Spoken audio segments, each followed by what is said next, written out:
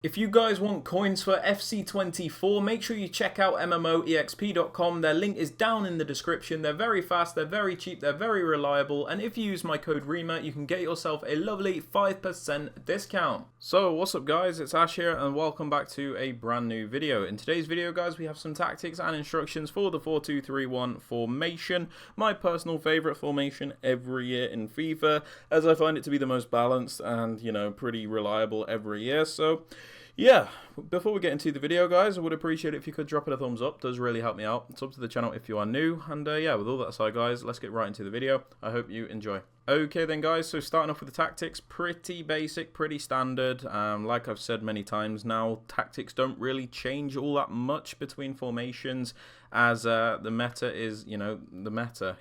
This game's very one-dimensional, so a lot of the things that work for one formation work for another. It's just minor adjustments. So defensive style guys, balance gives you the best control when you are defending, press when you want, and then drop off when you want. Defensive width guys, I suggest anywhere between 40 and 50, as it does allow you to defend in a nice narrow and compact shape, which will block out all those attacks through the middle, but at the same time you'll be able to cover those wider areas in case an opponent goes down the wing. So if you pick a lower number like 40, you'll be a bit more narrow, but maybe you will lack that width a little bit more. Similarly, if you have your width at 50, you'll be able to cover those wider areas a bit, but there'll be more gaps through the middle. So it's just about picking your poison, really, guys. For the depth, use what you want. I'm using 65 as it gives me like that high defensive line, but I don't have to utilize that automatic press which occurs when you have your depth on 71. If you like this, you can use that. It's completely fine. Or if this is way too high for you, you can lower it even more. It doesn't matter. It's honestly up to you guys. I just use 65. So for the build-up play, guys, we have this unbalanced.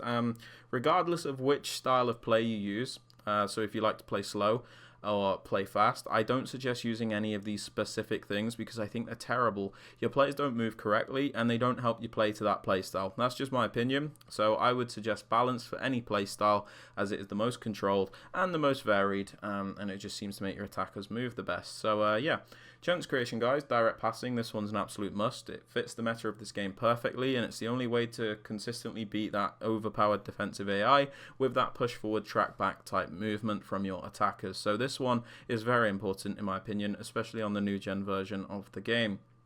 For the attacking width guys, this formation's a bit of a weird one. I wouldn't say it's necessarily really narrow, and it's not really wide either. So it's about making it how you want to make it. If you want it to be crazy narrow, that's up to you. Do that. If you want it to be really wide, again, you can also do that.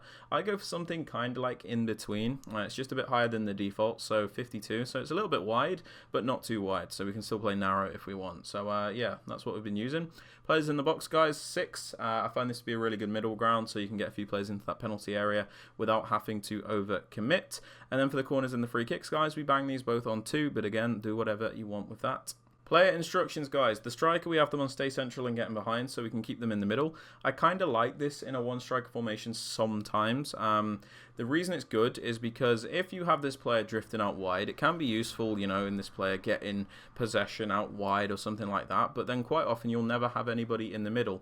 So if you always have this player on stay central, you always have that striker to rely upon in the middle. You always have that focal point, someone to aim for, which is why I think it's probably the most meta thing to do. And then for the attacking runs, get in behind to force those runs out of that player. They can be very static on mixed attack, and I don't suggest it all that much at the moment. Now, for the left attacking mid and the right attacking mid, guys, we just pop them on get into the box across.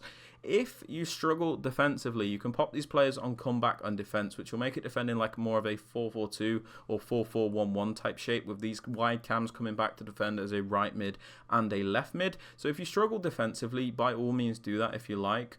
Or if you're like me and you're pretty comfortable when you are defending, you can have them on basic defensive support, which will keep these players a bit higher up the pitch when we don't have the ball, making it a bit easier to counter-attack when we do get the ball back.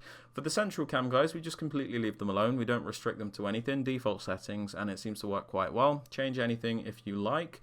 For the left CDM, guys, the more defensive-minded of the two CDMs, we have them on stay back while attacking, cut passing lanes, and cover center. Stay back, obviously, more defensive-minded player. We want that balance in the midfield. This guy's going to be a rock, so we let him cook.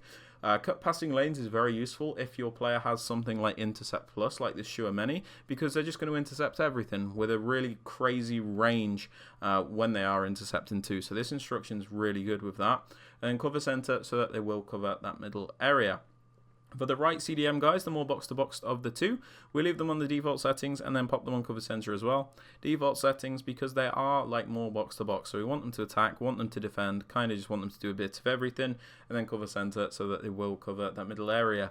Now for the fullbacks guys, whichever one is your most attacking-minded one, pop them on balanced attack and overlap. This will give you that extra width, that wider option, stretch out the opponent's defense and make it easier to attack. Trust me, this is very underrated. If you're not using it, I highly suggest it because it just makes attacking a lot easier. For the other fullback guys, the more defensive minded one of the two, pop them on stay back and overlap. So you always have at least 3 defenders back at a time, but when you send them on a run forward, they'll make that overlapping run to add that extra width. For the 2 centre backs guys, we leave them alone of course, and then the goalkeeper, we also leave them alone. But yeah guys, they're my tactics and instructions for the 4-2-3-1. If you have enjoyed or found it useful, please be sure to drop it a like, sub to the channel if you are new, and don't forget to turn on notifications. And with all that aside guys, I hope you have a great rest of your day, and I'll catch you all in the next video. Peace out guys, take care.